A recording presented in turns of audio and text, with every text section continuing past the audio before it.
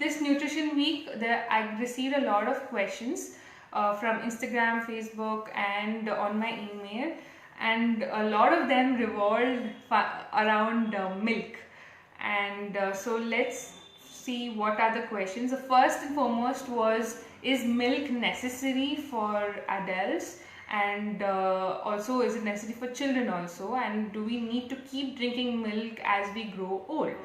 My answer to this question would be, we are the only species on earth who drink milk even after we cross a period of 1 or 2 years. So we are still drinking milk, or especially the calf's milk, and drinking milk. So I feel it's not necessary for adults to have milk, or milk is not an important life. I know that comes with a lot of controversy. Milk is one of the most important meals of an Indian house, and it's been there since years and years, and it comes across as a big ridiculous statement that you're hearing right now. But trust me, milk is not necessary for adults or even for children, because we as humans produce milk for our offsprings, and likewise the animals also produce milk for their offsprings. So we are basically stealing the calf's milk and denying the calf the rightful milk of his, and having our nutritious glass of milk with a lot of Bonvita or Pediasure on it.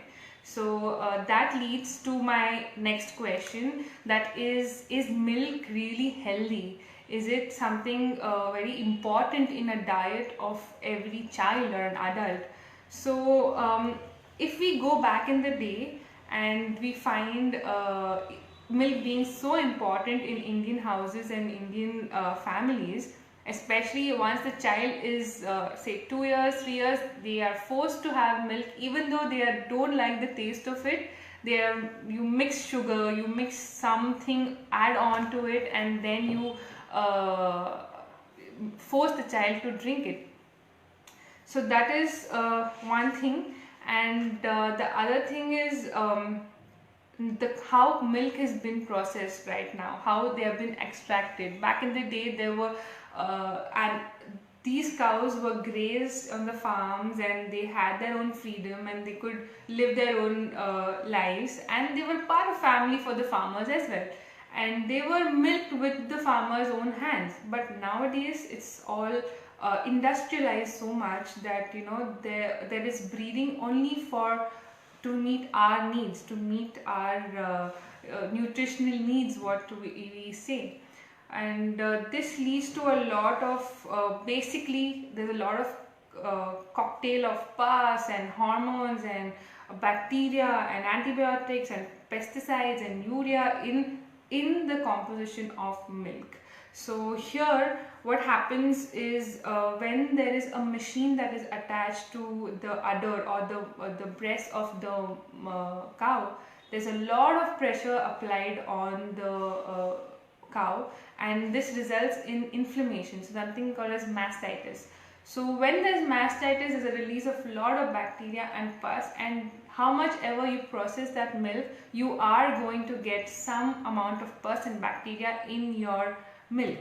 So what do farmers do? What do industrialists do to reduce this pus and bacteria or the mastitis in the cow? Is they give high doses of antibiotics, and these high doses of antibiotics make the they inhibit, they're so large that they inhibit the normal immune system of us when we consume it, because they're still there in the milk what we consume, and over a period of time we are getting resistant to antibiotics as well. So very ignored fact is the quantity of milk, antibiotics in the cow's milk.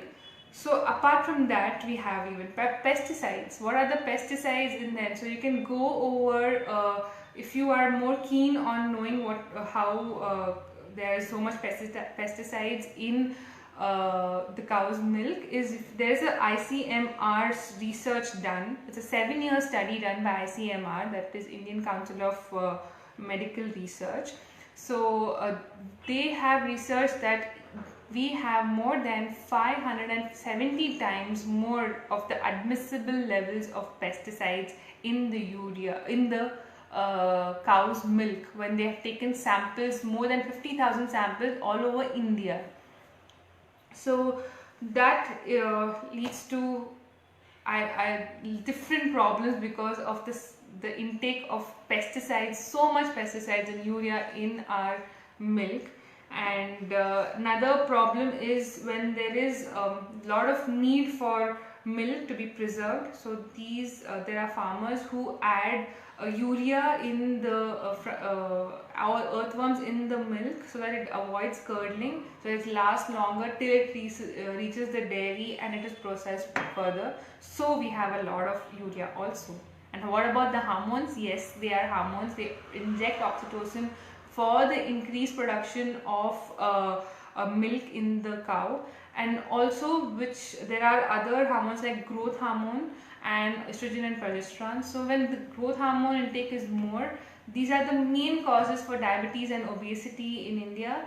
And also when there's a lot of estrogen and progesterone in the milk, what happens is there are more risk towards breast cancer and prostate cancer. So apart from that, we need to know that what are our cows feeding on. So if you see on your streets, you find them feeding on anything from the garbage. So they are all mixed with plastic. So if you're more interested on how the cow is eating on these plastics, you can go and watch this documentary called The Plastic Cow. It's available on YouTube, so you can know more about what are the adversities of having milk in today's era. Of course, if you're having milk from a very well-nurtured goshala, like how we had back in the day, of course you can surely have after giving the milk to the calf of